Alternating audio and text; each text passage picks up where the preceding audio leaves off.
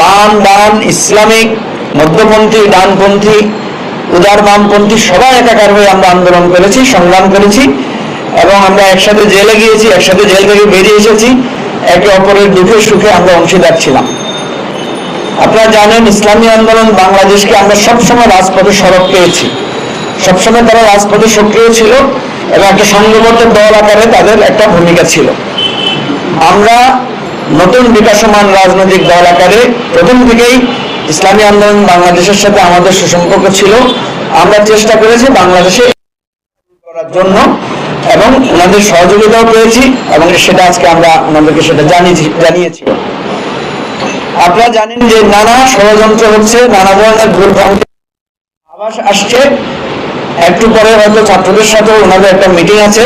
ছাত্রদের বলতে আমি বোঝাতে চাচ্ছি আমাদের ছাত্রদের দিয়ে গঠিত নতুন রাজনৈতিক দল এনসিপির সাথে আমাদের অনেক ত্রুটি বিচ্যুতি হতে পারে, কারণ আমরা এমন একটা পরিস্থিতিতে এসেছি যেটা বাংলাদেশে অভূতপূর্ব। এরকম পরিস্থিতি বাংলাদেশের 50-54 বছরের ইতিহাসে আর হয় নাই।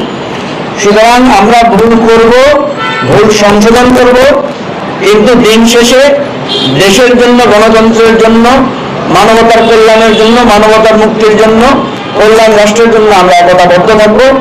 আমাদের একতা ভাঙার জন্য কোনো রকম চেষ্টা করা হলে সেটাকে আমরা বুদ্ধিভিত্তিক এবং আমাদের সংঘবদ্ধতা দিয়ে আমরা প্রতিরোধ করবো, প্রতিহত করবো।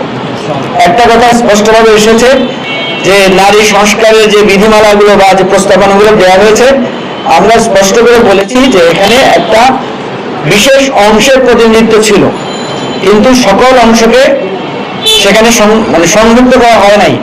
আপনারা দেখেছেন ওনারা 34টা বা 44টা মিটিং করেছেন, কিন্তু সেই মিটিংগুলো যাদের সাথে করেছেন একটা অংশকে সেখানে পৃথক রাখা হয়েছে। বাংলাদেশের মানুষের আবহমানকালের একটা সংস্কৃতি আছে, এখানে আমরা একে অপরের সাথে মিলেমিশে চলেছি।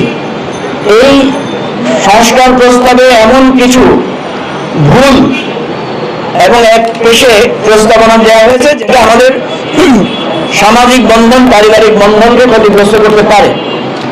আমরা সুনির্দিষ্টভাবে এগুলো আলোচনা করেছি, এগুলো তুলে ধরেছি এবং আমরা দাবি করছি যে এগুলো সংশোধন করতে হবে। নারী যেই কমিশন করা হয়েছে এটাকে পুনর্গঠন করতে হবে এবং এটাকে পুনর্বিবেচনা করে আমাদের নারীদের সম্মানকে উচ্চকিত করতে হবে। আমরা এখানে একমত হয়েছি যে নারীর সম্মান, নারীর অধিকারের জন্য আমরা সবাই একতাবদ্ধ থাকবো এবং এটাকে আমরা সবার সামনে তুলে ধরবো।